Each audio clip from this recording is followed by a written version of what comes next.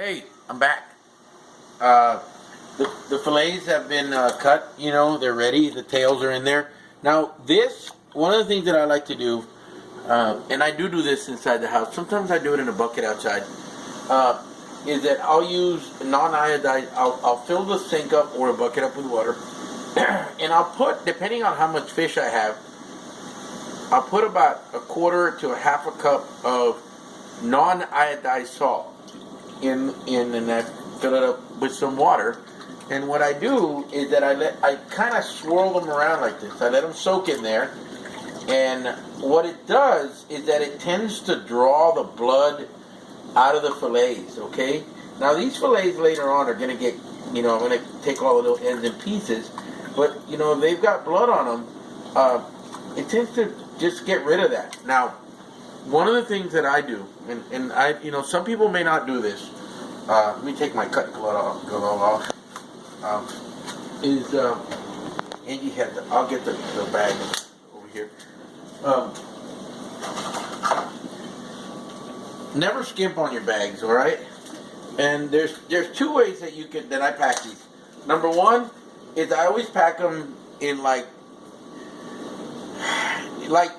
a meal, so I'll put, this is 24 fillets. I'm gonna pack them all because we're gonna eat them all in one sitting.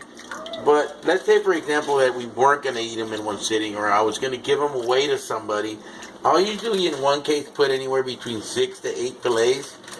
And if I'm going to keep fish for more than a month, okay, one of the things that I do is that I fill them up with tap water.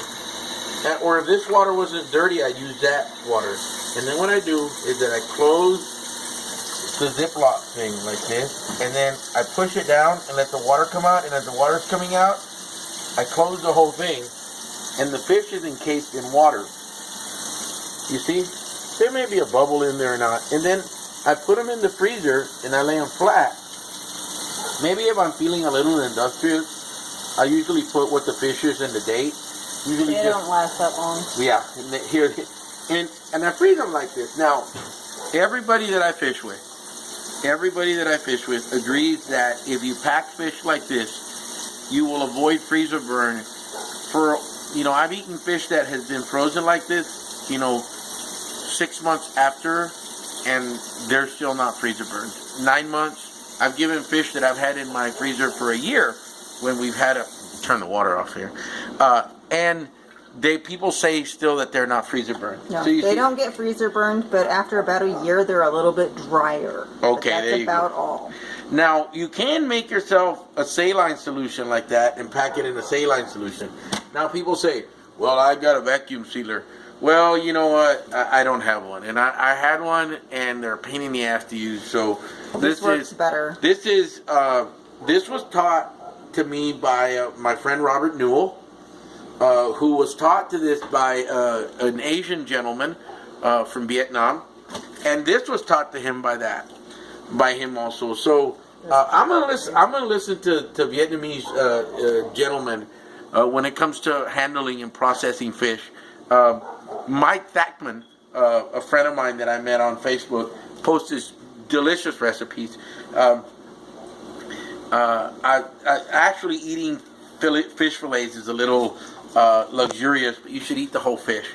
But the people that we're going to dine with when we eat this only like the fillets. But anyway, saline solution, get it, whitens the fillet up, gets rid of a lot of the slime, and then you get ready to do that and to pack it. You guys take care and be kind to each other.